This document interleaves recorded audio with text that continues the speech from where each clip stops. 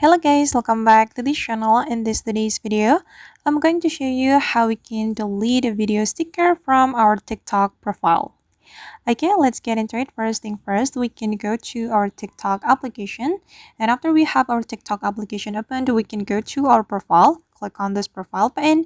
And if you want to delete the video sticker you have created on your TikTok, first thing first, you can go to the sticker section. And these are the video stickers I have created on my TikTok, and I'm going to remove one of them. For example, I'm going to remove this video sticker from my TikTok profile. So we can click on it. Then we just need to click on delete. And after that, the video sticker will be deleted from my TikTok profile.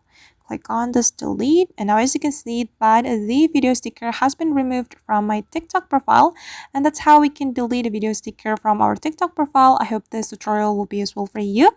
Thank you so much for watching, and if you found this tutorial useful, don't forget to like, comment, share, and also subscribe to this channel. See you in the next video.